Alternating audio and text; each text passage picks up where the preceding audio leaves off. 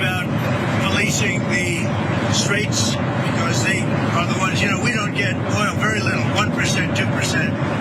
China, as an example, gets about 90% of its oil from the Hormuz Strait. And nice to have other countries police that with us. And we'll help, we'll work with them. It'd be interesting to see what country wouldn't help us with a very small endeavor, which is just keeping the strait open. Really, I'm demanding that these countries come in and protect their own territory because it is their territory. It's the place from which they get their energy. And they should come and they should help us protect it. President Donald Trump, who launched an illegal war against Iran on behalf of Israel, is now asking and actually demanding that other countries help the US in securing the Strait of Hormuz, which of course Iran has effectively closed to the United States and Israel specifically. Now, Cenk, your 2 cents on what Trump is asking for here. I was led to believe by the president that we've defeated Iran, but it doesn't seem like that's the case. Yeah, it is weird that we're asking for help. It's also weird the one country we're not asking for help. We'll get to that in a minute. And what the oil companies think, because that's a bit of a doozy. It's not what you think it is. And that might give you a sense of what's actually happening in the Strait of Hormuz. Absolutely. So oil prices have absolutely already increased significantly, about 40 to 50% since the Iran war began. Prior to the war, the price of oil per barrel was about $70. Now it's hovering around $100 per barrel. And so the Trump administration claims that he secured some sort of coalition of countries that will help escort ships and tankers through the Strait of Hormuz. But there is a little bit of a catch here. So according to the Wall Street Journal, they are still discussing whether those operations would begin before or after hostilities end. And that's because, other countries, this so-called coalition of countries is probably concerned that they are putting themselves in jeopardy by escorting ships through the Strait of Hormuz. Because make no mistake about it, Iran has threatened to strike them and has been striking tankers and ships.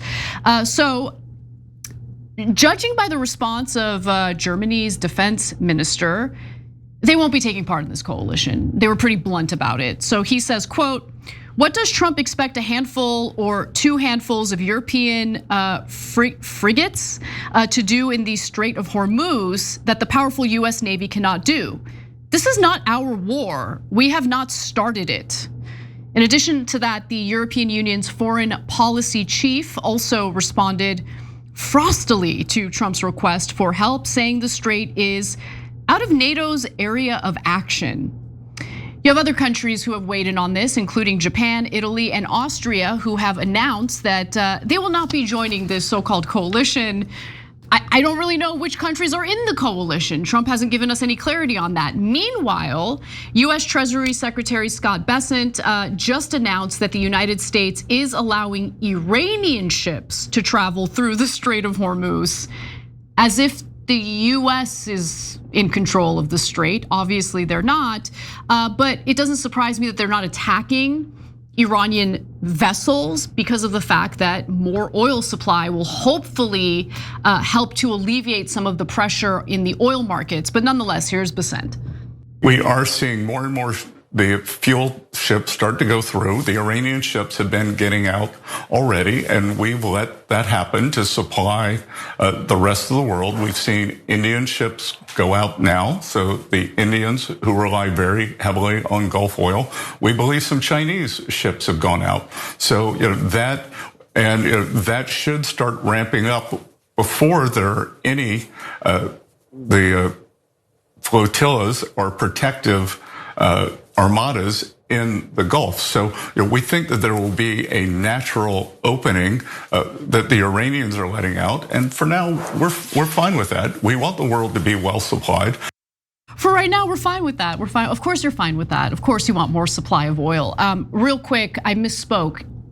Australia, not Austria, noted that they will not be part of the coalition. France apparently has suggested that they have some interest in joining that coalition, I think to their detriment. But by the way, the Oil that's being transported by Iran is barely helping to lessen the economic blow of this war. For reference, Iran exports about 1.5 million barrels of oil each day. In total, 9 to 10 million barrels of oil were being shipped out of the Strait of Hormuz prior to the war. Yeah, how do you know if your country is independent or controlled by Israel, whether you join this war or not? They asked the Japanese, they're like, no, why would we do that?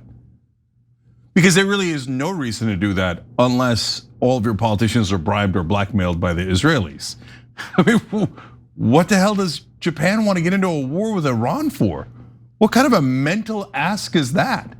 We got no beef with them. In fact, we don't know why you're in the war. So Israel hasn't bought them yet? No, apparently not. Nice. So that's going to give you your handy dandy list of countries bought by Israel and not bought by Israel. So France is apparently halfway bought, and they're like, I don't know, which way do I go? Give me more money. Of course, not for France, but for the corrupt politicians and the corrupt media. Anyway, so gives you a sense of our desperation that we are not hitting the Iranian ships going through. We're not even, we've let the Russians sell their oil that was previously under sanctions. We're letting the Chinese and the Indian ships through. Why? Because we're so worried about the price of oil. And the more the price of oil goes up, the more pressure there is on Trump to get the hell out of this war because of significant damage to the American economy. And again, not just about gas, guys.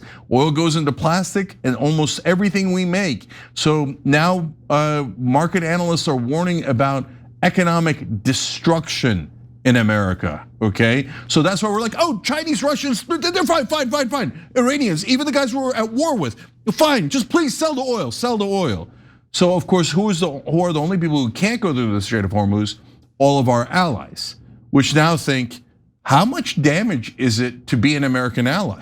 That's exactly right. I love that you brought that up because, look, what Iran is doing by attacking US military installations in the Gulf region is to basically communicate to these Gulf countries, there's a price to pay when you're aligned with the United States, and where is the US? Looks like they're not defending you. And the reason why the US is unable to defend these Gulf allies of ours is because we're low on interceptors. So the interceptors that remain are being used to protect Israel and US troops in the region. And there are about 50,000 US troops in the region as we speak. And by the way, according to the Wall Street Journal, the Trump administration is apparently admitting defeat behind closed doors. Now, what I hate about this is, please, like, if you're gonna make these types of statements, identify yourself, but for obvious reasons, they don't want retaliation, so they don't identify themselves. However, the Wall Street Journal reports that a senior administration official said that the administration knows prices are going to continue to rise, but there isn't a lot it can do at the moment. Yeah, well, there's one thing you could do. You could ask our beloved ally who got us into this war in the first place to help us with the Strait of Hormuz. It's funny, we asked the Japanese, we asked the South Koreans, we asked like Luxembourg. So embarrassing. But we won't ask Israel. Why? Israel's busy using its own military to invade Lebanon, which was part of the point of this war. So they're like, no, shut up, you stupid Americans. Go die for us and use your ground troops over there. Use all of your money and energy on the Strait of Hormuz. We're busy conquering new territory. Thanks a lot, suckers. That's what Israel says, and doesn't help us with our top priorities, ground troops in Strait of Hormuz, at all. By the way, I mean, it would also benefit the Israelis if the United States is effectively pushed out of that region entirely. I mean, why would these Gulf countries want to continue being aligned with the US? And keep in mind the incredibly important resources in that region. Pushing the US out means that it would further reinforce Israel's dominance in that region. Look, honestly, I hadn't thought of that. That is, it's a couple layers deep. So I don't know if they've gone that far, but I see what you're saying, that if America just says, hey, we'll come in and use our military whenever you need it, Israel, and we'll continue to give hundreds of billions of dollars to you, but we'll remove our bases, then Israel really could do greater Israel, because then the Gulf would be completely vulnerable as well. Exactly. They've just been attacked. You take away American defenses, which is what's going to come out of this war potentially.